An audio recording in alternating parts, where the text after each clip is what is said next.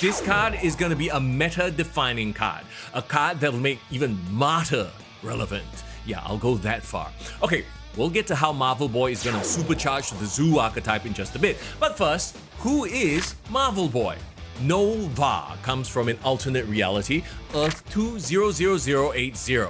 He's a member of the alien race, the Kree, and had his DNA altered with cockroach genes, becoming a super soldier. So he was part of a peacekeeping group in charge of maintaining the ceasefire between that reality's Kree and Skrull races, while on board their ship, the Marvel.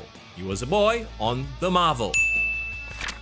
At one point, Nova and his crew get lost in the multiverse and find themselves in Marvel's main reality, Earth 616. His ship was attacked by Dr. Midas, causing it to crash, killing the Marvel's entire crew, including Nova's parents and girlfriend. He was captured, but he broke free and, in a fit of misguided rage, declared revenge on the human race, drawing the attention of S.H.I.E.L.D., who ultimately captures him. It was only during the Secret Invasion event when Nova was inspired to fight against the invading Skrull army, and impressed by what he did, Norman Osborn recruited Nova into his Dark Avengers. He abandoned the team though after realizing that most of the Dark Avengers were criminals pretending to be heroes. He eventually became a fan of Earth's culture, especially the music, and got into a relationship with Kate Bishop, aka Hawkeye, and after a mission helping her and the Young Avengers, he joined the team. Marvel Boy also enjoys a bit of a sex symbol status. What's a nice way of saying boy? Having had relationships or hooked up with Moonstone, Kate Bishop, Fuse, who was previously Kate Bishop's boyfriend, Awkward, and Hercules. In Marvel Snap, Marvel Boy is a 3-energy 2-power card with the ability, after each turn, give 3 of your 1-cost cards plus 1 power. Yo, this card is gonna take the Zoo archetype to a whole new level. And as it is, Zoo is already on the rise after cards like Mockingbird, Sasquatch, and Gilgamesh came out. Now you have another way to buff your 1-cost cards. You just have to play him down. That's it. He'll just sit there and buff up your 1-cost cards. Yeah, it's random, but still.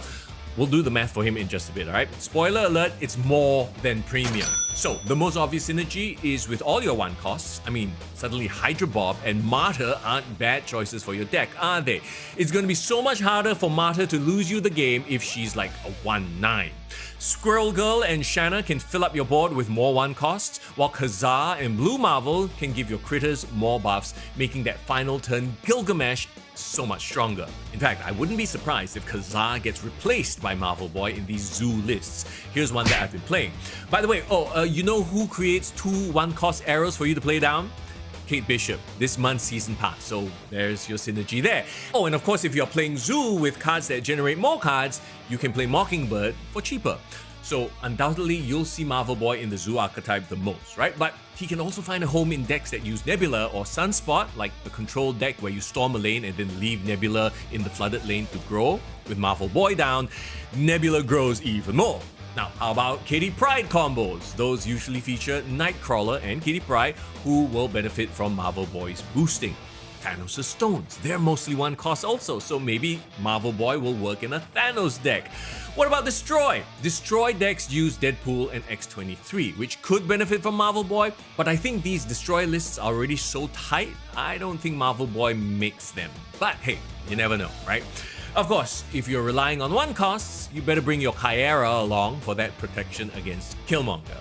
Man, it's only the first week of the new season, and to me, they've dropped 2 of the best cards right off the bat in Marvel Boy and Kate Bishop. And in the Spotlight caches, it's an absolute banger. Not only do you have Marvel Boy, you also have Blob and Red Hulk. Yeah, Blob just got nerfed, but I still see him get up to 17 power sometimes. And Red Hulk, well, he's never a bad final turn power slam. Okay, let's talk numbers. Just how much power can Marvel Boy put on the table?